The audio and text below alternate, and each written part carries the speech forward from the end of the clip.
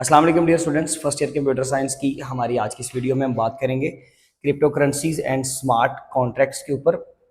ये एक short question consider होगा, उसमें हम लोगों को role of crypto currency short में तैयार करना है और स्मार्ट कॉन्ट्रैक्ट्स क्या होते हैं, इनके अंदर से क्वेश्चनिंग बन सकती है। ऑब्वियसली आप सुने लेक्चर को, बड़ा इंपॉर्टेंट कॉन्सेप्ट है ये।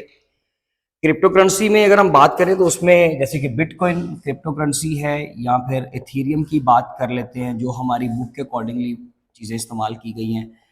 इथीरियम में ही एक फीचर ये होता है स्मार्ट कॉन्ट्रैक्ट का, डिजिटल कॉन्ट्रैक्ट्स का, यानी कि जब हमने किसी के साथ डिजिटल कॉन्ट्रैक्ट करना और वो अल्टर भी नहीं हो रहा, चेंज भी नहीं बाद में किया जा सकता, तो आप खुद सोचे कि वो कितना एक सिक्योर मेथड है।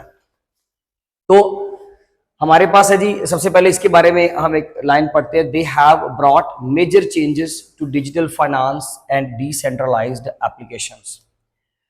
यानी कि ये जो चीजें हैं दोनों, दे का मतलब यहाँ पर crypto currencies and smart contracts, they have brought major changes, यानी कि डिजिटल फाइनेंस के अंदर बहुत ज्यादा इन्होंने चेंज लाए हैं।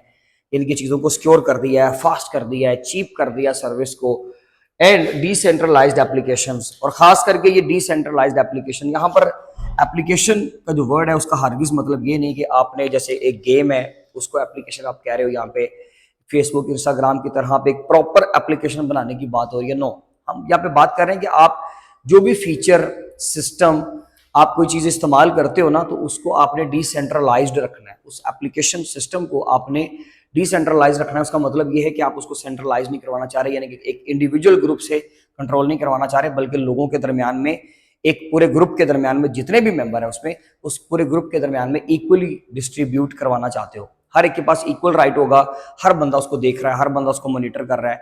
एक भी बंदे ने अगर उसके अंदर कुछ भी चेंजिंग्स की तो वो सबको नजर आएंगी। एक भी बंदे ने अगर कोई एक्शन लिया, कोई पैसे किसी पे ट्रांजैक्शन कोई हुई है, तो वो सबके पास, वो सबको नजर आएगी। इस सिस्टम को, जो कि सबको इक्वली राइट्स देता है, उसको डिसेंट्रलाइज्ड सिस्टम कहते हैं। और अगर हम किसी भी फीचर में, एप्लीकेशन में इसको इस्तेमाल करते हैं, तो वो उसकी बात कर रहा है डिसेंट्रलाइज्ड एप्लीकेशंस की। सबसे पहले रोल ऑफ क्रिप्टो करेंसी पढ़ते हैं। बहुत पॉजिटिव रोल है हमारी सोसाइटी में इसका, बहुत बेनिफिट है इसका। इस तरह से आप ये समझिए कि जी सबसे पहले हमारे पास एक पर्सन ए है, उसने लेट्स से कि अपने किसी दूसरे फ्रेंड को, पर्सन बी को यूएसए में, पाकिस्तान से पैसे भेजने हैं, ठीक है, या मंगवाने हैं। तो इसमें अगर तो वो थर्ड पर्सन यानी कि बैंक को इन्वॉल्व कर लेता है, अगर लेट्स से हम बैंक को इन्वॉल्व कर लेते हैं, तो भाई फिर डेफिनेटली आपकी ट्रांजैक्शन ऐसे होगी। जी बिल्कुल ऐसे होगी। तो पहला पॉइंट ये कि अगर लेट्स से दोनों डायरेक्ट कम्युनिकेट करते हैं, दोनों डायरेक्ट एक दूसरे को पैसा भेजते हैं, तो इसमें तीसरा पर्सन नहीं है, क्योंकि बैंक को शामिल करना यानी कि थर्ड पर्सन, इंटरमीडिएटरी पर्सन को आप शामिल कर रहे हो, तो उसकी वजह से ये होगा कि डेफिनेटली पेमेंट में डिले आएगा। बैंक अक्सर जो है वो दोनों की आईडी वेरीफाई करते करते 2 दिन ले जाता है, कभी 24 घंटे, कभी उससे जल्दी भी हो जाता है, लेकिन उसमें मोस्टली जो है वो डिले आता है। फिर अपनी फी भी उसने डिडक्ट करनी है। लेकिन जब अगर ये दोनों बंदे इकट्ठे एक दूसरे से डायरेक्टली कम्युनिकेट कर रहे हैं, कोई ऐसा डिजिटल वॉलेट कि जिससे ये पैसे अब इसके डिजिटल वॉलेट में भेज रहा है, फीस भी कम लग रही है, तो वो कौन से तरीका जी? क्रिप्टो करेंसी का। तो क्रिप्टो करेंसी के जरिए से ये दोनों ने डिजिटल अपने वॉलेट्स के अंदर ट्रांजैक्शंस करनी है, और फीस भी कम, और इसके अलावा उसमें डिले भी नहीं, चंद ही मिनट्स के अंदर, जिसको हम इंस्टेंट ट्रांजैक्शन कहते हैं ना, ये फौरन से हो जानी है। इसलिए ये एक फास्ट और एक चीप मेथड है। बात समझ आई? Crypto currency. नंबर 2, सिक्योर और प्राइवेट। भाई देखें, जब आपने एक्स्ट्रा ओवरहेड लगाना है ना, ये वाला जहां से, तो फिर साइबर क्राइम के चांसेस भी बढ़ जाने हैं। साइबर क्राइम का रिस्क जो है उसको भी शामिल कर लीजिएगा।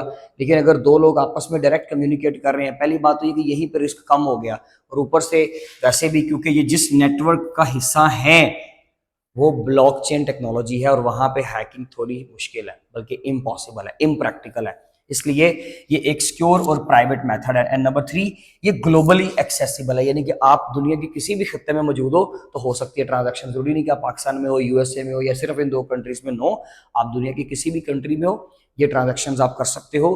आप आपस में एक दूसरे के साथ इस तरीके से कम्युनिकेट, यानी कि ट्रांजैक्शन कम्युनिकेशन जो है वो आपकी पॉसिबल है, इसलिए इसको ग्लोबल एक्सेस कहा जाता है। ठीक है जी, ये इसका बेनिफिट है। ये 3 पॉइंट इसके बेनिफिट के पॉइंट्स है।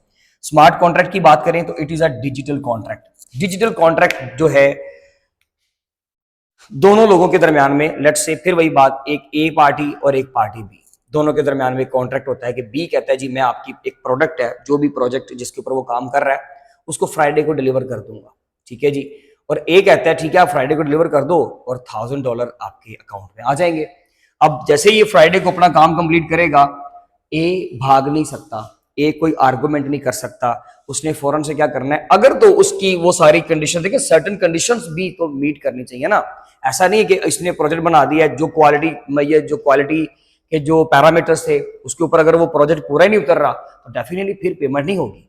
अगर तो वो सारी चीजें इसके मुताबिक जो कॉन्ट्रैक्ट में था उसके मुताबिक इस बंदे ने कर दी है सारी, तो फिर ये बंदा $1000 को रोक नहीं सकता, ठीक है। उसी वक्त वो अमाउंट खुद ही ऑटोमेटिकली डिडक्ट होकर इसके अकाउंट में आ जानी है, इसलिए इसको कहा जाता है कि ये ऑटोमेटिक प्रोसेस है। और क्योंकि ये एक ट्रांसपेरेंट तरीकाकार है, मेथड है, क्यों? क्योंकि हर चीज आपके सामने है। आपने जब कॉन्ट्रैक्ट किया, डिजिटल कॉन्ट्रैक्ट किया, साइन किए, डिजिटल साइन किए, तो वो हर चीज आपके सामने है। और क्योंकि ये जो हमें स्मार्ट कॉन्ट्रैक्ट का फीचर है या ये जो हमें अब फैसिलिटी मिलती है वो मिलती है इथेरियम की तरफ से। और फिर वही बात कि ये दोनों तो क्रिप्टो करेंसी में अगर हम बात करें तो ये दोनों को ब्लॉकचेन टेक्नोलॉजी चलाती है। जैसे आम पेमेंट्स की ट्रांजैक्शंस को बैंक चलाते हैं या कोई भी डिजिटल वॉलेट चलाता है, इनको जो चलाता है वो है ब्लॉकचेन टेक्नोलॉजी, और वो बहुत ही सिक्योर मेथड है। इसलिए वो उसका तो पहला फीचर ही ये ट्रांसपेरेंट है, हर चीज उसकी हर एक बंदे को नजर आ रही है, कोई चीज ढकी छुपी नहीं है, सिक्योर मेथड है। और इसके अलावा एरर फ्री एग्जीक्यूशन होती है। एरर फ्री एग्जीक्यूशन का मतलब यहाँ पर ये है कि इसमें इफ एल्स की कंडीशन लगी, मैथमेटिकल फॉर्मूला लगे हुआ है ना पीछे, यानी कि जैसे ही वो इफ की कंडीशन सेटिस्फाई हो जाएगी, यानी कि जो भी वो सर्टेन कंडीशंस थी, जो भी प्रोजेक्ट इसने बनाना था, जब वो कंडीशंस वेरीफाई हो गई, जब ये ट्रू केस आ गया, यानी कि ये वो चीज फुलफिल हो गई है, तो फौरन से वो जो भी हैपनिंग है, वो जो भी एक्शंस हैं, वो फौरन से आपका हो जाना है। ये बेसिकली इसका तरीकाकार है काम करने का। शॉर्ट क्वेश्चंस कंसिडर होंगे और बाकी इसके बेनिफिट्स वगैरह आ सकते हैं। अगर हम एग्जांपल की बात करें, एक आखिरी एग्जांपल स्मार्ट कॉन्ट्रैक्ट में, लेट्स से एक फ्लाइट कंपनी है, तो वो पैसेंजर को कहती है कि जी अगर हमारी फ्लाइट 1 घंटे से ज्यादा, एक टाइम ड्यूरेशन बता दिया 6 घंटे में पहुंचेंगे, लेकिन चले मैक्सिमम 7 हो सकते हैं, अगर इससे ऊपर टाइम हुआ ना तो हम पैसे रिटर्न कर देंगे। लेट्स से अगर ये सारा ब्लॉकचेन टेक्नोलॉजी के जरिए से कॉन्ट्रैक्ट हुआ है, तो वो फ्लाइट अगर लेट से एक आधा मिनट भी ऊपर लेट हुई तो वो फौरन से ब्लॉकचेन टेक्नोलॉजी ने क्या करना है कि वो ट्रांजैक्शन हो जानी है, यानी कि रिटर्निंग हो जानी है अमाउंट की। बात समझिए, इसमें कोई आर्गूमेंट नहीं है कि जी वो तो 30 सेकंड की बात चले माफी होती है, 1 मिनट की माफी होती है, इसमें 1 मिनट की भी माफी नहीं है। ये इस तरह की इंस्टेंट ट्रांजैक्शंस करवाते हैं दोनों मेथड। ये बेसिकली आप इसका स्क्रीनशॉट ले लीजिए। बाकी इंशाल्लाह हम अपने नेक्स्ट वीडियो में मिलेंगे इंशाल्लाह, तब तक अपना बहुत ज्यादा ख्याल रखें जी। Thank you so much.